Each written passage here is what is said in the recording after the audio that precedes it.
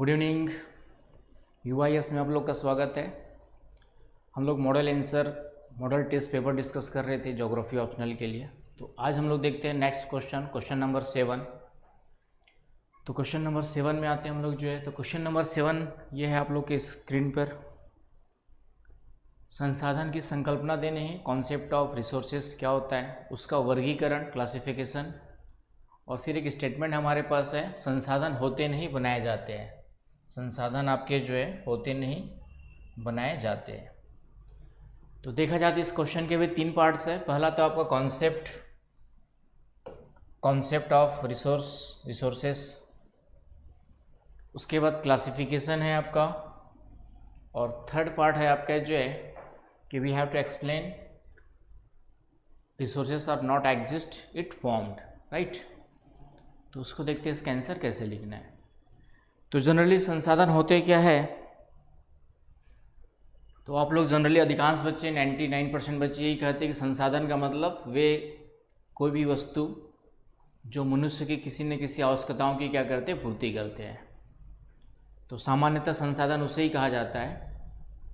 तो अधिकांश लोग डिफाइन भी यही करते हैं कि वे वस्तु या वे पदार्थ, कोई भी वह पदार्थ जो मानवीय किसी न किसी आवश्यकता की क्या करता है, पूर्ति करता है। लेकिन यह डेफिनेशन जो है आपकी आधी है। कॉन्सेप्ट का मतलब यहाँ पे देखेंगे कि कंप्लीट यदि संसाधन को डिफाइन किया गया है तो संसाधन कहलाने के लिए 3 चीज़ें होना जरूरी है। संसाधन कहलाने के लिए जो है आपके पास 3 चीज़ें होना जरूरी है, तभी जाके संसाधन कहा जाता है। तो संसाधन के लिए 3 चीज़ें कौन सी है, तो ये तीनों पार्ट्स होना बहुत ज़रूरी है रिसोर्स कहलाने के लिए, रिसोर्सेज कहलाने के लिए।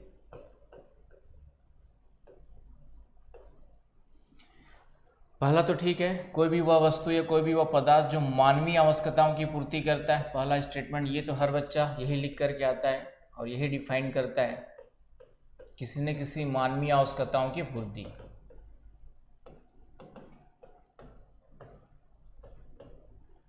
राइट। लेकिन सिर्फ मानवीय आवश्यकताओं की पूर्ति करने से संसाधन नहीं कहलाता है। कोई भी चीज़ को हम संसाधन नहीं कहेंगे। जैसे आपका एग्जाम्पल ले लेते हैं अफीम। आपका हम लोग एग्जाम्पल लें अफीम की, तो अफीम का यूज यदि हम नशे के रूप में करते हैं, तो वर्तमान में न्यूज में भी बने हुए हैं आपका जो है जितने भी ड्रग्स है। तो यदि हम अफीम का यूज नशे के लिए करते हैं तो नशे के द्वारा भी मानवीय किसी न किसी आवश्यकता की पूर्ति हो रही है। दूसरी दुनिया में पहुंच जाते हैं नशा करने के बाद, ऐसा कहा जाता है। तो लेकिन अफीम संसाधन नहीं कहलाएगा, क्योंकि नशा जो है मानवीय आवश्यकताओं की पूर्ति तो करता है लेकिन नकारात्मक संदर्भ में या स्वास्थ्य के लिए हानिकारक होता है। और दूसरा जो है नशे को सार्वजनिक रूप से, सामाजिक रूप से मान्यता प्राप्त नहीं होती है। नशे के रूप में या कोई भी चीज़ जो समाज को नुकसान पहुंचाए, वह चीज़ भले ही किसी मानवीय आवश्यकताओं की पूर्ति क्यों न करती हो, लेकिन वह संसाधन नहीं कहलाएगा। इसलिए संसाधन कहलाने के लिए दूसरा जो क्राइटेरिया ये है कि वह समाज के द्वारा स्वीकृत हो, एक्सेप्टेड बाय सोसाइटी। समाज के द्वारा क्या होना चाहिए आपका जो है, स्वीकृत। तो दूसरा डायमेंशन आ गया आपका जो है कि कोई भी वह वस्तु जो मानवीय आवश्यकताओं की पूर्ति करती हो, साथ ही साथ समाज के द्वारा वह क्या हो, स्वीकृत हो। लेकिन फिर भी कुछ ऐसी चीज़ें होती है जो आज की डेट में मानवीय आवश्यकताओं की पूर्ति नहीं करती है, लेकिन कल के दिन में किसी न किसी यूज के लिए वह बन सकती है। कोई भी वस्तु संसाधन, जैसे कोयले की बात करें तो जब तक मनुष्य ने कोयले का उपयोग नहीं सीखा था, वह उसके लिए सिर्फ एक काला पत्थर था या काली वस्तु थी। तो जब मनुष्य ने इसका उपयोग, चाहे वह जला करके हो, फिर बाद में जला करके हमने इसके आग जलाना सीखा कोयले से जो है, फिर इसके द्वारा हम ताप विद्युत खाना बनाने के लिए हमने इसका यूज करना सीखा, तब जाकर के हमारे लिए क्या बना, संसाधन बना। तो कोई भी वस्तु जो पृथ्वी पर प्रकृति में विद्यमान हो सकती है, लेकिन वर्तमान में वह किसी भी मानवीय आवश्यकताओं की पूर्ति तब तक नहीं कर सकती जब तक कि मानव उसका उपयोग करना न सीख जाए। मानव उसका उपयोग करना जब सीख जाता है तब वह संसाधन बनता है। उपयोग करना कब सीखता है? जब उसके उपयोग के लिए वह तकनीक उपलब्धता सुनिश्चित कर लेता है। तो तीसरा जो क्राइटेरिया आपका ये है, तकनीकी उपलब्धता होनी चाहिए।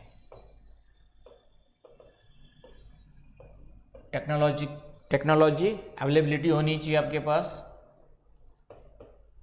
Availability of technology to use that particular matter और एनी गुड्स। क्लियर है? तो इस तरीके से संसाधन को जब हम डिफाइन करते हैं तो ध्यान रखिएगा, कॉन्सेप्ट ऑफ रिसोर्सेज का मतलब ही यही है कि कोई भी वह वस्तु जो किसी न किसी मानवीय आवश्यकताओं की पूर्ति करता हो, साथ ही साथ वह समाज के द्वारा स्वीकृत हो एवं उसके उपयोग की तकनीक हमारे पास क्या हो, उपलब्ध हो, तो वह क्या हमारे लिए क्या कहलाता है? आपका संसाधन कहलाता है। यदि कोई वस्तु है तो लेकिन हम उसका उपयोग करना नहीं सीखे हैं तो सिर्फ एक प्रकृति में पड़ी हुई वस्तु के रूप में ही वह एक पदार्थ है, लेकिन संसाधन नहीं होता है। जैसे हम एग्जांपल आज की डेट में और लें, आज की डेट में जो बायो वेस्टेज है, जैव अपशिष्ट,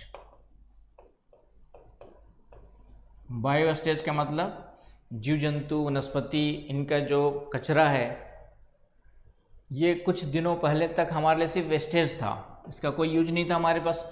लेकिन हम इस बायो वेस्टेज का यूज कर आज के डेट में हमारे पास टेक्नोलॉजिकल डेवलपमेंट के पश्चात आज हम बायो वेस्टेज को बायो फ्यूल के लिए यूज कर रहे हैं। किसके लिए यूज कर रहे हैं हम लोग? जो है बायो फ्यूल के लिए। तो इस तरीके से जैव ईंधन के लिए यूज कर रहे हैं। तो इस तरीके से जो कचरा था, कल तक हमारे लिए कचरा था, सिर्फ जैविक कचरा था, जैव अपशिष्ट था, वो आज हम तकनीकी उपलब्धता के कारण से उसका जैव ईंधन के रूप में उपयोग कर पा रहे हैं। तो ये जो बायो वेस्टेज है ये भी हमारे लिए क्या बन गया? आपका जो है संसाधन बन गया।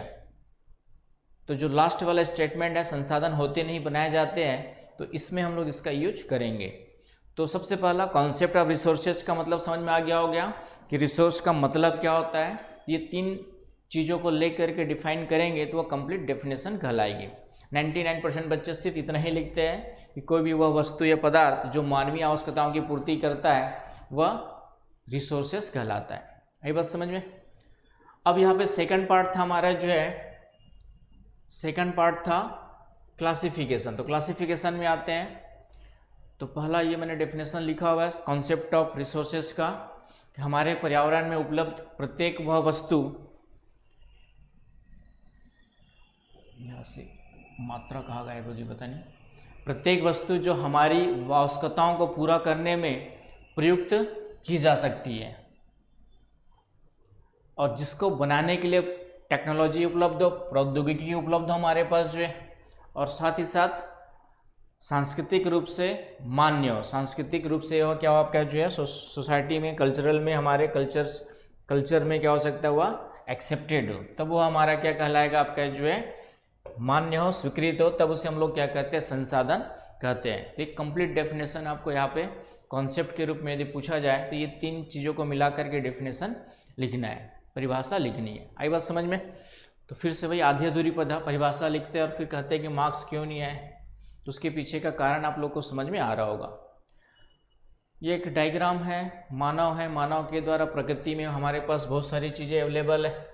भौतिक पर्यावरण में बहुत सारी चीज़ें हमारे पास क्या है? आपका जो है अवेलेबल है, लेकिन प्रत्येक अवेलेबल चीज़ संसाधन नहीं होती है जब तक मानव जो है टेक्नोलॉजिकल डेवलपमेंट नहीं करता, उसका तकनीक का विकास नहीं करता है, और जब उसका यूज करना सीखता है तब हमारे लिए वह क्या बनता है? आपका जो है क्या बनते हैं? आपके हमारे लिए संसाधन बनते हैं। आई बात समझ में? तो अब संसाधन कितने प्रकार के होते हैं? तो संसाधन को हम लोग देखेंगे आगे कि संसाधन जो है आपके प्राकृतिक संसाधन और मानवीय संसाधन। मानवीय संसाधन भी होते हैं, मानव, जैसे ये आपका पेन है, तो ये मानवीय संसाधन में आएगा, कृत्रिम संसाधन में आएगा कि मानव ने प्रकृति के पदार्थों का यूज कर सबसे पहले प्लास्टिक बनाना सीखा, और इस प्लास्टिक से फिर यूज अन्य चीज़ों को मिला करके हमने क्या बनाया? मार्कर या पेन बनाया। तो इस तरीके से मानवीय संसाधन है। लेकिन कुछ प्राकृतिक संसाधन है, जैसे आपका लोहा, आयरन और जितने भी खनिज संसाधन है सब प्राकृतिक संसाधन में आएंगे। तो अब वर्गीकरण करते हैं, तो वर्गीकरण के कई अलग अलग आधार है। तो सबसे पहले हम लोग संसाधन को दो भागों में डिवाइड करेंगे, एक प्राकृतिक संसाधन और दूसरा आपका मानवीय संसाधन। तो यहाँ पे फिर से मैंने उसी को आगे, मेरे ख्याल से कोई भी वस्तु पदार्थ हो जिसका उपयोग, ये हमने अभी देख ही लिया, लगभग वही परिभाषा है, जब उसके रूपांतरण के लिए हमारे पास क्या हो, प्रौद्योगिकी उपलब्ध हो। मैंने कहा कॉन्सेप्ट जब पूछता है तो थोड़ा सा उसको एलिब्रेट करके लिखना होता है। सिर्फ परिभाषा पूछता तो हम पीछे जितना लिखे थे उससे काम चल जाता हमारा। सिर्फ संसाधन को परिभाषित कीजिए रहता तो हमारा काम जो है पीछे एक लाइन डेफिनेशन से चल जाता।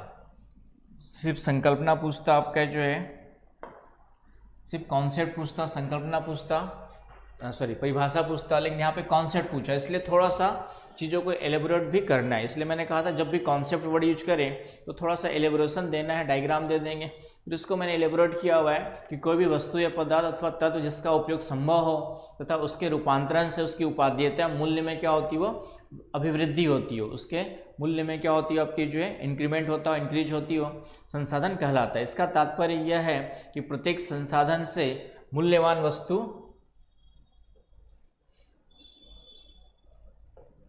प्रत्येक संसाधन से मूल्यवान वस्तुओं का उत्पादन संभव है। भूमि, जल, पशु, वन, खनिज स्वयं मनुष्य संसाधन के रूप में कुछ उदाहरण है। किसी भी साधन को संसाधन की संज्ञा उसी दशा में दी जा सकती है जब उसके रूपांतरण के लिए हमारे पास क्या हो, प्रौद्योगिकी उपलब्ध हो, राइट।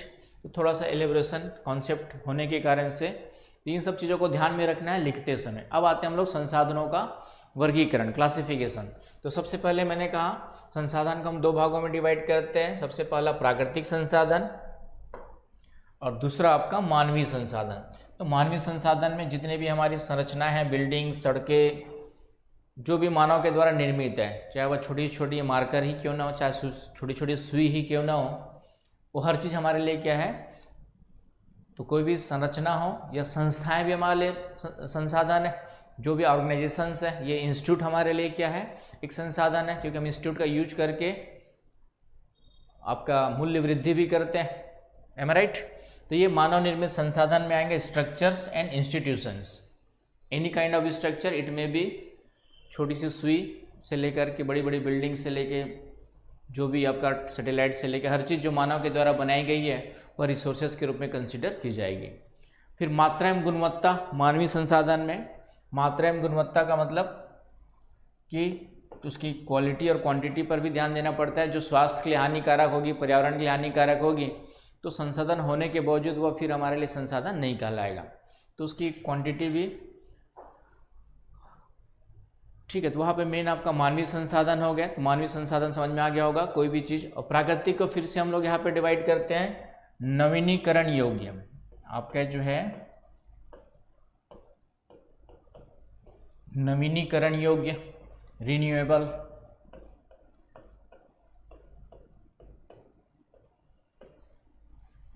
और अनव्यकरणीय बोलते हैं इसको, अनव्यकरणीय,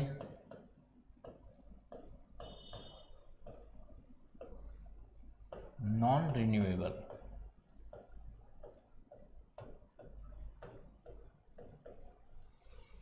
तो नवीनीकरण का मतलब समझ भी, उसका हम लोग बार बार यूज कर सकते हैं, उसको रिसाइकिल कर सकते हैं, उसको हम लोग फिर से क्या कर सकते हैं, अपने आप उसका नवीनीकरण हो सकता है या फिर मानव के द्वारा किया जा सकता है। जैसे सनलाइट है, वाटर है, पेड़ पौधे भी जो है नवीनीकरण में आएंगे क्योंकि हम पेड़ पौधे उगा सकते हैं। ये सभी नवीकरणीय संसाधन में आएंगे। और अनवीकरणीय का मतलब समझ जाएंगे जिसका यूज हम दोबारा नहीं कर सकते। जैसे खनिज संसाधन, तो जितने भी खनिज संसाधन है, चाहे कोल हो, चाहे पेट्रोल हो, चाहे कोई भी मिनरल्स हो, आयरन हो, चाहे बॉक्साइट हो, ये सभी किस में आएंगे, आपके अनवीकरणीय में आएंगे। तो फिर से नवीकरणीय को हमने इसमें डिवाइड किया हुआ है जैविक, बायो और बायोटिक रिसोर्सेस। तो इसमें जितने भी जीव जंतु, वनस्पति है, प्राकृतिक वनस्पति है, ये सब नवीकरणीय में जैव रिसोर्सेस में आएंगे। वन्य जीव जितने भी है जीव जंतु, तो वन्य जीव जिसका हम लोग किसी न किसी तरीके से यूज करते हैं, उसका किसी न किसी के लिए हमारे लिए क्या होता है, यूज होता है। तो ये हो गया आपका जो है। और कुछ जो है आपका जैसे हवाएं हो गई, जल हो गया, सूर्य प्रकाश हो गया, तो ये अजैव में आएंगे, अजैविक, अजैव, अबायोटिक, अबायोटिक में आएंगे। तो इसमें जल हो गया, वायु हो गई, सूर्य का प्रकाश हो गया। तो जो भी चीज़ जिसमें जीव जंतु वनस्पति सम्मिलित नहीं होते हैं उसके विकास के लिए भले योगदान देते हैं, तो उनको हम लोग इसमें रखते हैं अजैव। तो ये आपका जो है नवीकरणीय के दो हो गए, अजैव अबायोटिक, अर्थात नॉन लिविंग जितने भी चीज़ें हैं आपका इसमें आ जाएंगे, नॉन लिविंग लेकिन रिन्यूएबल होंगे, साइक्लिक होंगे। वाटर, विंड्स, सनलाइट्स, ये सभी इसमें आ जाएंगे आपके जो।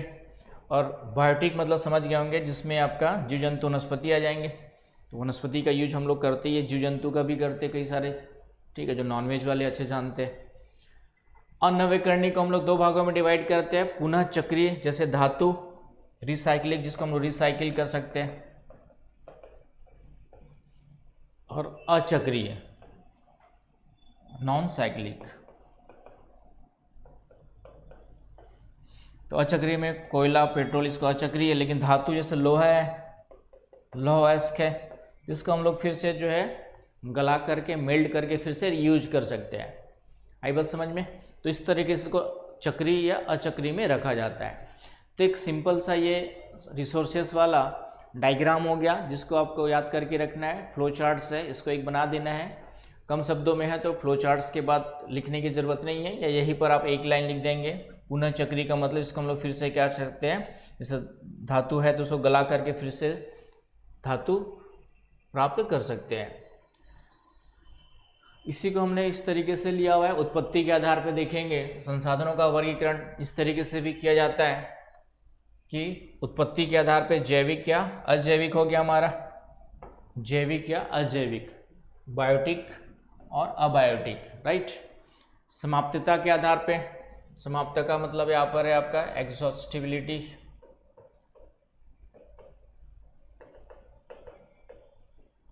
के आधार पे, राइट। उत्पत्ति का मतलब यहाँ पर है आपका ओरिजिन के आधार पे, इवोल्यूशन के आधार पे जो है। तो बायोटिक या अबायोटिक अभी देखा, बायोटिक मतलब जीव जंतु वनस्पतियाँ सब किसमें आएंगे, जैव। अजैव में आपका जो है जब भी जितने भी वाटर, विंड से सभी किसमें आएंगे आपके जो है खनिज तत्व, सभी अजैविक है। तो ये एक आधार ये हो गया, तो इसको भी फ्लो चार्ट बना सकते हैं उत्पत्ति के आधार पे। समाप्तता के आधार पे नवीनीकरण योग्य, रिन्यूएबल एंड नॉन रिन्यूएबल, अभी हमने देखा, इसको भी हमने क्लासीफाई किया था फिर से। और फिर उसके बाद स्वामित्व के आधार पे व्यक्तिगत, जो आपका खुद का घर है, खुद की गाड़ी है, व्यक्तिगत में आ जाएंगे। सामुदायिक, पंचायत भवन सामुदायिक में आएंगे। कुछ कुआं है गांव के लिए, सभी लोग यूज करते हैं, सामुदायिक संपत्ति में आ जाएगा। सामुदायिक रिसोर्सेस में राष्ट्रीय या अंतर्राष्ट्रीय, तो कुछ राष्ट्रीय होते हैं, कुछ अंतर्राष्ट्रीय। जैसे आपका साउथ चाइना सी, तो साउथ चाइना सी में अभी उसका डिमार्केशन अच्छे से नहीं हुआ है, तो इसीलिए सभी देश वहाँ पे अपना अपना अधिकार जमा रहे, इस कारण से वहाँ पे वर्तमान में भू राजनीतिक रूप से एक महत्वपूर्ण क्षेत्र बना हुआ है। तो इस तरीके की चीज़ें अंतर्राष्ट्रीय में आ जाएंगी, इसका सभी का हक होता है कुछ चीज़ों पर जो है पूरे विश्व का। विकास के स्तर के आधार पर देखेंगे तो विकास के स्तर का मतलब है कि किसी संसाधन का विकास हो चुका है और किसी का हो सकता है भविष्य में। तो संभावी का मतलब है इन फ्यूचर, उसको हम लोग संसाधन के रूप में विकसित कर सकते हैं। जैसे भारत के केरल तट पर यहाँ पर विश्व का सबसे ज़्यादा थोरियम का जो अयस्क है मोनाजाइट मिलता है। मोनाजाइट केरल के तट पर जो है, जो विश्व का सबसे ज़्यादा, वर्ल्ड में जो सबसे ज़्यादा थोरियम का जो अयस्क है, थोरियम का जो ओर है मोनाजाइट, वह कहाँ पे मिलता है, केरल तट पे, मालाबार तट पे मिलते हैं। लेकिन हमारे पास, भारत के पास जो है इसके यूज के टेक्नोलॉजी हमारे पास अवेलेबल फ़िलहाल नहीं है। वर्ल्ड में डेवलप हो चुका है लेकिन हमारे पास नहीं है। तो ऐसे संसाधन को हम लोग संभावी में रखेंगे। इन फ्यूचर में संसाधन के रूप में जब हम भी इसकी टेक्नोलॉजी या तो खरीद लेंगे या खुद डेवलप कर लेंगे, तो ये हमारे लिए क्या बन जाएगा, एक बहुत बड़ा रिसोर्सेज बन जाएगा कि थोरियम को हम किस में कन्वर्ट करेंगे, यूरेनियम में, and then we can use it as for energy and other uses. तो इस तरीके से जो है संभावित उसको कहा जाएगा। विकसित का मतलब इसका हम लोग वर्तमान में विकास कर चुके हैं। तो जो भी संसाधन हम लोग यूज कर रहे हैं वर्तमान में, वह विकसित भंडार कहलाएंगे। और संचित कोष का मतलब है कुछ को भविष्य के लिए बचा के रखा जाए। जैसे अमेरिका ने क्या कर रखा है, अपने तेल संसाधन को, कंटिजेंसी फंड का मतलब यहाँ पर है कि अमेरिका ने क्या कर रहा है, यूएसए ने अपना क्या कर रखा है कि अपने तेल संसाधन, अपने वाइल्ड रिसोर्सेज को वह रिजर्व करके रखा हुआ है और बाहर से एक्सपोर्ट करके जो है, सॉरी इंपोर्ट करके वह क्या करता है, अपने रिक्वायरमेंट्स को फुलफिल करता है। तो वह क्या कहलाएगा, संचित कोष कहलाएगा। मतलब एक पर्टिकुलर स्टॉक बना करके पहले से रख दिया जाता है, उसका यूज वर्तमान में नहीं करते हैं लेकिन हम उसका यूज करना जानते हैं। आई बात समझ में? तो इस तरीके से 3 प्रकार इसके आधार पे हो सकते हैं। किसके आधार पे? विकास का मतलब है कि उसका यूटिलाइजेशन हमने स्टार्ट किया है या नहीं किया है, रिसोर्स को डेवलप किया है या नहीं किया, उसके आधार पे। तो this are the for other criterias for other basis, according to that we can classify the resources, right. तो इसको भी फ्लो चार्ट्स के रूप में आप इस तरीके से दे सकते हैं। इसको भी जो है हम लोग फ्लो चार्ट्स के रूप में, संसाधन का वर्गीकरण जो इस तरीके से मैंने लिखा था उसको उत्पत्ति के आधार पर, आपका जो है उत्पत्ति के आधार पे लिख सकते हो, on the basis of its origination. फिर इसको फिर 2 भागों में डिवाइड किया था, बायो, जैविक एंड अबायोटिक। उसी प्रकार समाप्तता के आधार पर नवविकरणीय, अनवविकरणीय। फिर तीसरा था हमारा जो है विकास के आधार पे था लास्ट वाला। और तीसरा कौन सा था हमारा? तीसरा था हमारा जो है, कौन सा था तीसरा? तो तीसरा हमारा था स्वामित्व के आधार पर। तो ये इस तरीके से इसको भी हम लोग फ्लो चार्ट्स ले करके इस तरीके से दिखा देंगे तो रिप्रेजेंटेशन आपका क्या हो जाएगा, यहाँ पर अच्छा हो जाएगा। तो ये इस तरीके से क्लासिफिकेशन ऑफ रिसोर्सेज पूछेगा तो हमें सिर्फ इतनी ही चीज़ें बतानी है, बस एक जो एग्जाम्पल साथ में जोड़ देना है। तो क्लासिफिकेशन ऑफ रिसोर्सेज में ज़्यादा परेशान नहीं होना है कि सभी रिसोर्सेज के बारे में डिटेल लिखने की ज़रूरत नहीं है। एक फ्लो चार्ट बना दीजिए और फिर उसको जो है एग्जाम्पल दे करके एक एक लाइन डिफाइन कर देना है। तो ये हो गया हमारा जो है क्लासिफिकेशन ऑफ रिसोर्सेज। फिर उसके बाद हमारे पास लास्ट जो डायमेंशन है, संसाधन होते नहीं बनाए जाते हैं, इसको आपको फिर डिफाइन करना है, इसको एक्सप्लेन करना है, इसका मतलब क्या है। तो शुरुआत में ही बताया मैंने कि पृथ्वी पर बहुत सारी चीज़ें अवेलेबल है, पृथ्वी पर जो है बहुत सारी चीज़ें अवेलेबल है।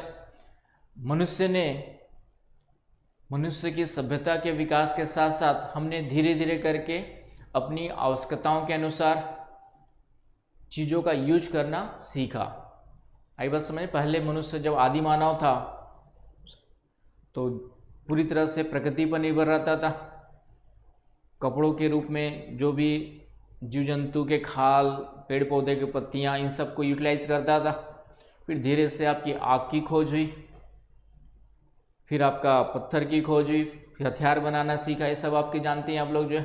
तो धीरे धीरे इस तरीके से जब मनुष्य ने सभ्यता के विकास के साथ साथ जिन जिन चीज़ों का यूज करना सीखा तो फिर हमारे लिए क्या बनते गए, रिसोर्सेज बनते गए। तो यूज करना कैसे सीखा?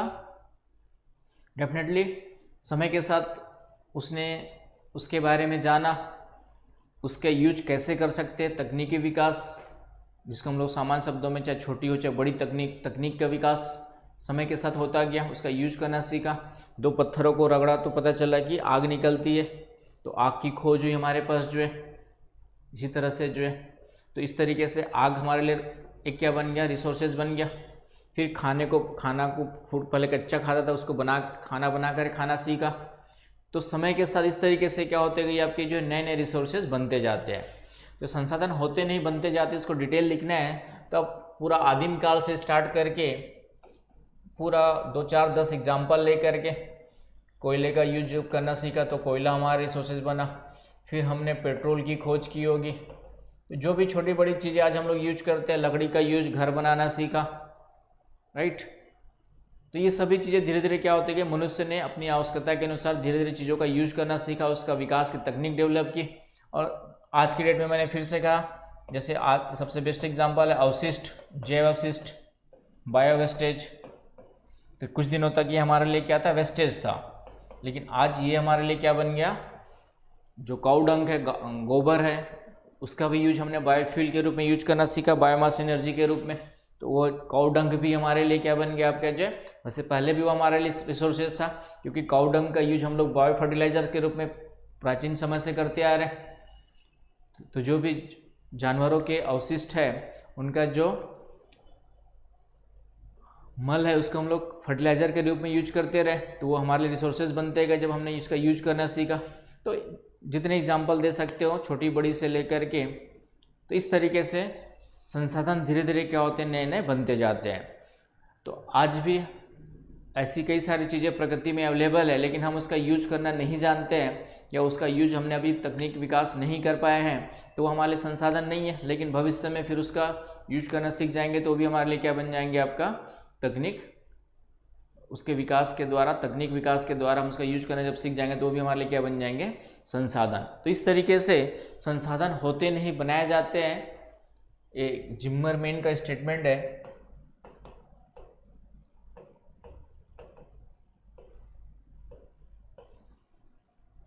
तो उसको एक्सप्लेन कर देना है कि इसका मतलब क्या है, इस समय के साथ किस तरीके से नए नए संसाधनों के विकास, संसाधनों की खोज होते जाती है। आई बात समझ में?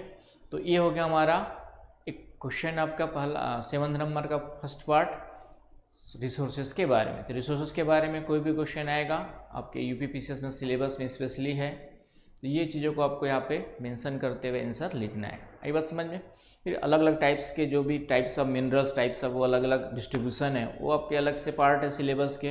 तो उसमें जो क्वेश्चन आएंगे तो डिस्ट्रीब्यूशन याद करना पड़ेगा आपको कि लोहा कहाँ कहाँ मिलता है, कोयला कहाँ कहाँ मिलता है, तो एक अदर पार्ट है। लेकिन यहाँ पे इस क्वेश्चन की रिक्वायरमेंट समझ में आ गई, कॉन्सेप्ट ऑफ रिसोर्सेज में क्या लिखना है, क्लासिफिकेशन को कम शब्दों में कैसे समेटना है, and then the explanation of this, elaboration of this particular statement, तो वो आपका मैंने बता दिया है। तो ये आपका जो है क्वेश्चन यहाँ पे कंप्लीट होता है।